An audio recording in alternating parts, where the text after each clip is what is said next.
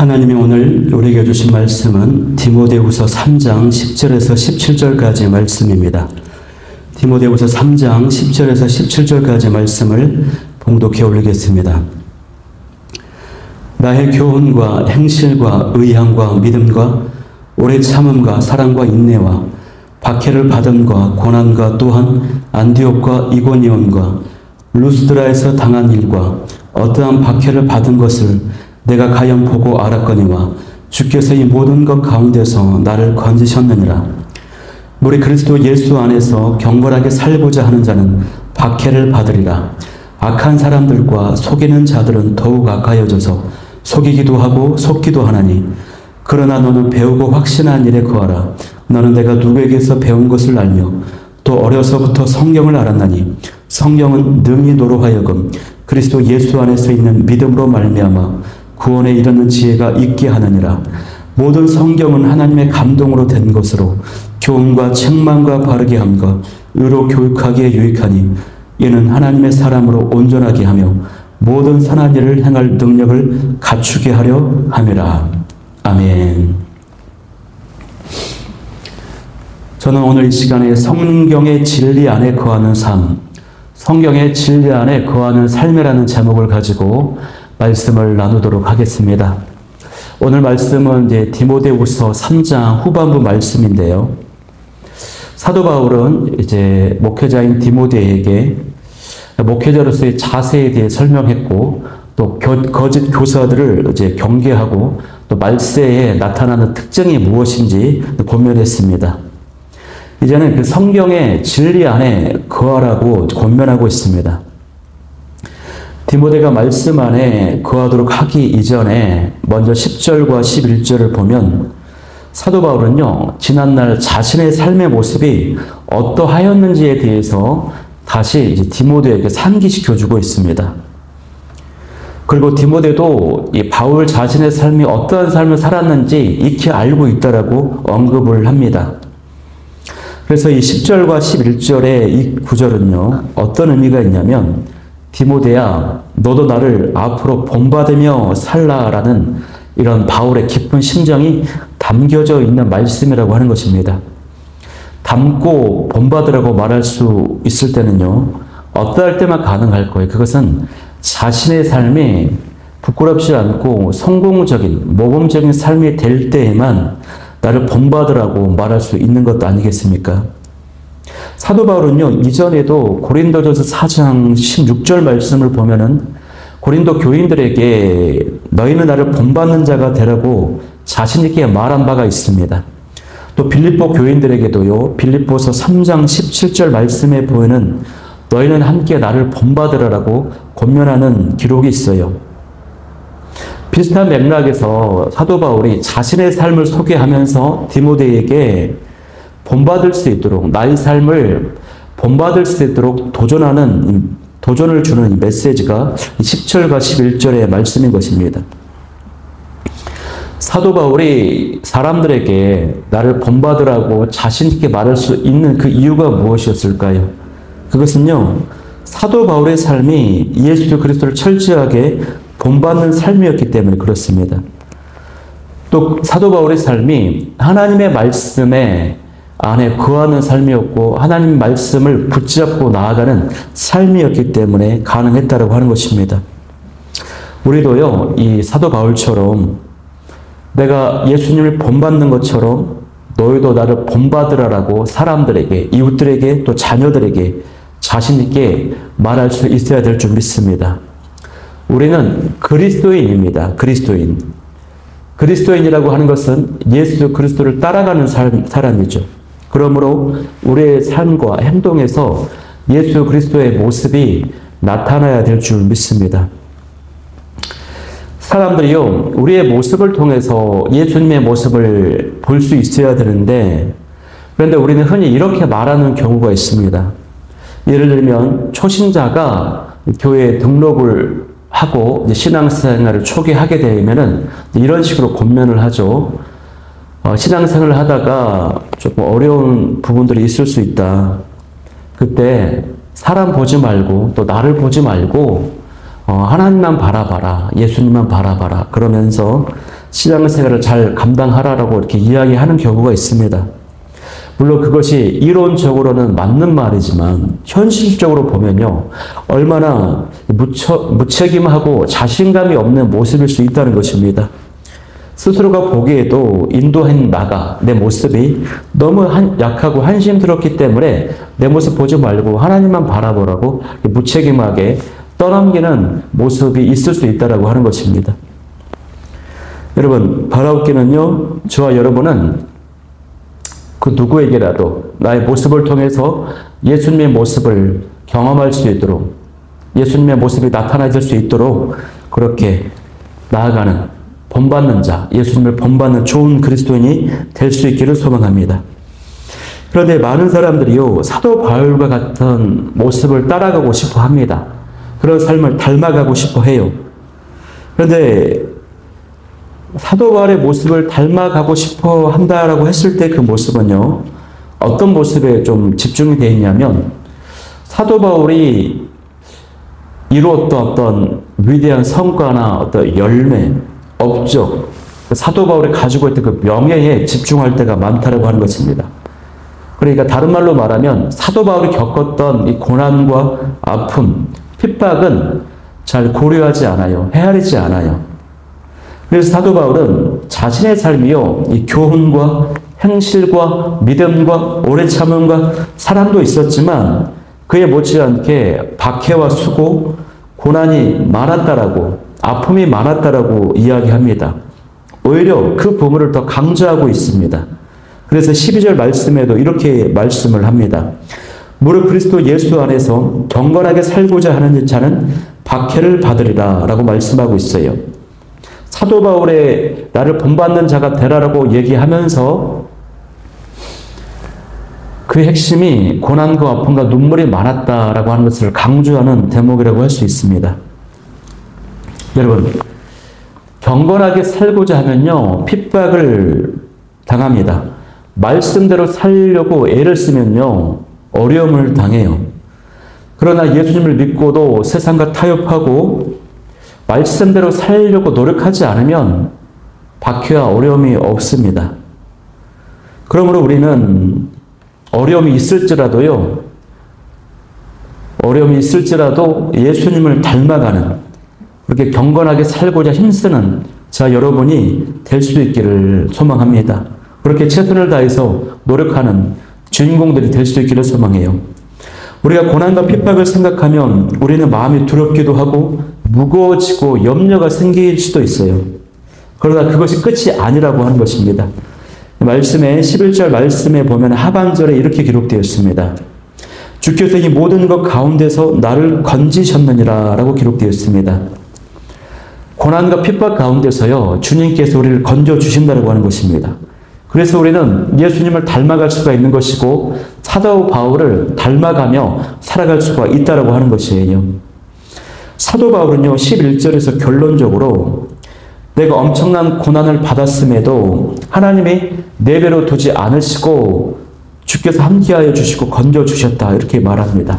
그러므로 디모데야, 너도 수많은 박해와 환난, 어려움을 겪게 될 것이지만 나의 삶을 봐라. 너도 나처럼 주님께서 지켜주시고 보호해 주실 것이다 라고 용기 있는 권면의 말씀을 지금 하고 있다고 하는 사실입니다. 사도 바울은요, 당시의 세태, 그때 당시에 거짓 교사들이 많고 악한 사람들과 속이는 자들이 더욱 악하여져서 더욱 속기도 하기 때문에 디모데에게 어떤 권면을 합니까? 배우고 확실한 말에 거하라고 말합니다. 그 내용이 14절의 내용인데요. 14절 말씀을 제가 읽어드리겠습니다. 그러나 너는 배우고 확실한 일에 거하라. 너는 내가 누구에게서 배운 것을 알며 라고 말씀했어요. 배우고 확실한 일은 뭡니까? 성경을 말하는 것입니다. 어렸을 때부터 디모데가 어머니와 할머니에게 배웠던 그런 신앙, 성경 말씀을 이야기하는 것입니다.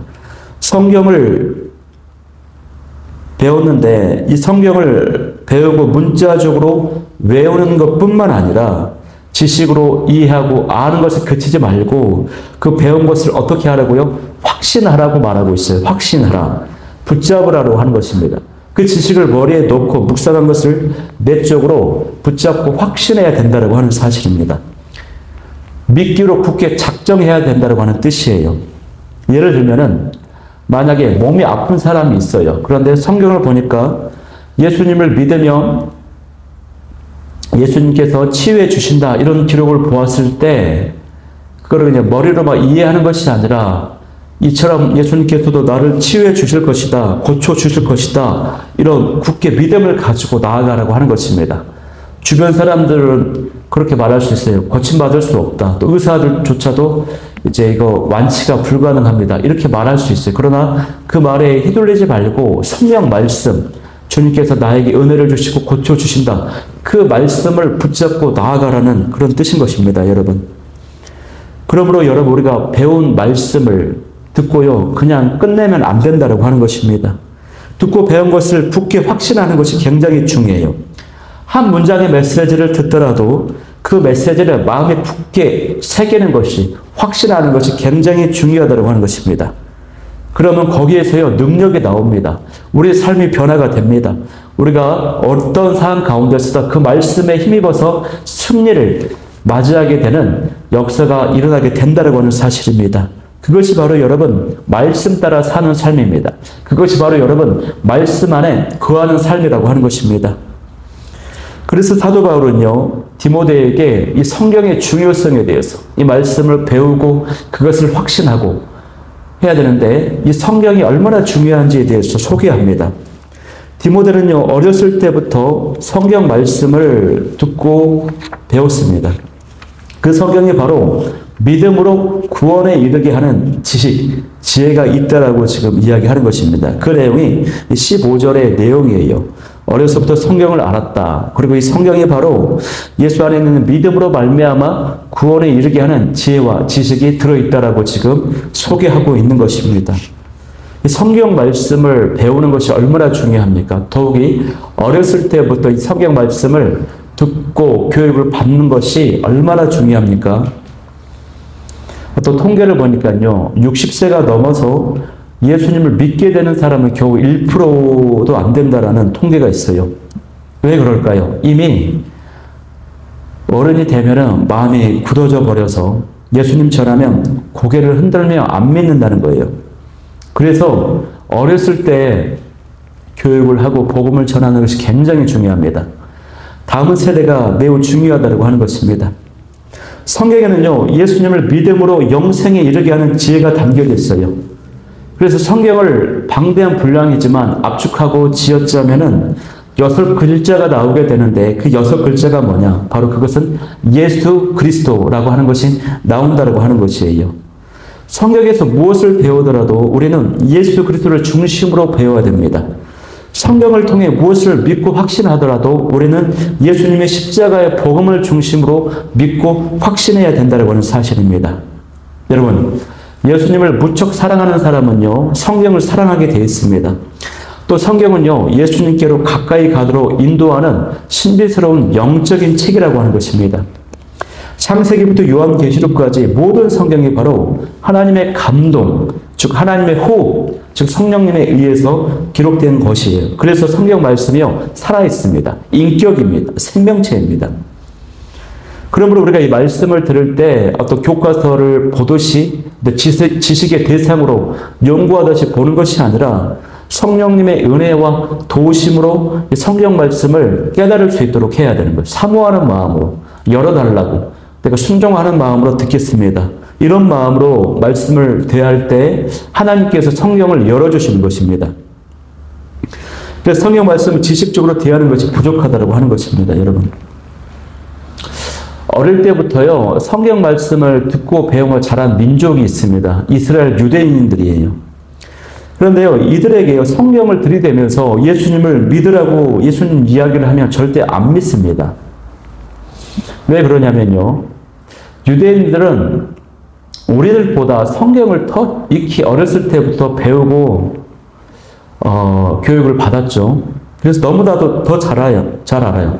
성경은 우리는 외국어를 번역하는 것을 보고 있지만 그들은 모국어거든요. 히브리어. 원래 자기들이 나라 말을 이제 보는 것입니다. 그렇기 때문에 성경에 예수님의 메시아다라고 얘기를 하면은 콧방귀도 뀌지 않고 믿지 않아요. 거부합니다. 그런데 유대인들 중에서 예수님을 믿게 된 경우들이 더러 있습니다. 대부분의 경우들이 어떤 경우냐면요. 선교사들이 복음을 전해서 믿게 된 것이 아니고 하나님께서 초자연적인 방법으로 환상을 중에 나타나신다거나 꿈에서 나타내 보여주셔서 유대인들에게 강권적으로 만나주셔서 성경에 나와 있는 이 메시아가 예수라고 하는 비밀을 깨닫게 해주는 겁니다. 환상으로, 꿈으로, 초자연적인 방법으로 그런 신비적 체험을 하게 하시는 거예요. 그래서 예수님을 믿게 된 경우가 굉장히 많아요. 이처럼 여러분 성경을 대할 때요, 우리는 성령님의 도우심과 은혜가 있을 때만이 진정한 성경의 진리를 깨닫게 되고 말씀이 열어지는 역사가 있게 된다고 하는 것입니다. 그러므로 우리가 경건한 태도 속에 성령님을 사모하는 마음으로 이 말씀을 대할 때요, 우리의 삶이 교훈과 책망과 바르게 함과 의와 유익이 가득해지게 되고 온전한 하나님의 사람으로 변화가 되는 역사가 나타나는 줄 믿습니다. 여러분, 성경은요, 하나님의 하늘에서 주신 최고의 선물입니다. 이 땅에서 주신 최고의 선물이에요. 왜냐? 구원에 이르게 하는 지혜가 있거든요. 예수님을 믿게 하는 이 말씀이, 메시지가 담겨져 있거든요. 그래서 우리는 이 성경을 사랑하며 귀하게 여겨야 될 줄 믿습니다. 그래서 사단 마귀는요, 성경을 읽는 성도를 굉장히 싫어합니다. 마귀의 것이 드러나게 되고 하나님의 진리가 드러나게 되기 때문에 그래요. 사람들이 마귀에게 속고 있다라고 하는 것을 발견하게 됩니다. 성경을 보게 되면. 또 성경을 보게 되면 이 땅에는 소망이 없다라고 하는 것을 깨닫게 되는 것입니다. 그래서 사단은요, 성경 읽는 성도를 굉장히 싫어합니다. 가장 싫어합니다. 그래서 한때 사단 마귀는 사람들이 성경을 읽지 못하도록 수많은 시도들을 했습니다. 온갖 수단 방법을 가리지 않고요, 이 성경을 없애려고 시도했었어요. 그러나 그 모든 시도는 다 실패로 돌아갔습니다. 1965년에 중국 문화혁명 당시에요, 모택동 정부가요, 기독인들을 탄압하고 중국 땅에 있는 모든 성경을 찾아서 불태워버렸습니다. 그로 인해 당시 마을에서는 주위 50리 이내에 성경이 한 권밖에 없었어요. 그래서 성도들은요, 그 먼 거리를 걸어서 왕래하면서 그냥 가서 베껴오는 수밖에 없었고요. 베껴오는 것을 달달달 외우는 것입니다. 또 매주 3번씩, 적어도 2번씩은 가서 밤새도록 기록해서 가지고 왔다고 하는 것이에요. 또 유럽에서는요, 박해가 심할 때 성도들이 66권의 성경을 한 권 한 권 나누어서 하나님의 말씀을 보존하고 계승하고 존수하기 위해서 각자 맡은 바 한 권 한 권을 품에 안고 그 한 권을 통째로 암송하고 에워버리는 것입니다. 에워버려가지고 보존하고 다른 사람들에게 전파했다라고 하는 그런 내용의 이런 비슷한 이야기들이 굉장히 많아요. 이처럼 우리에게 주어진 이 성경 말씀이요, 너무나도 귀한 것입니다.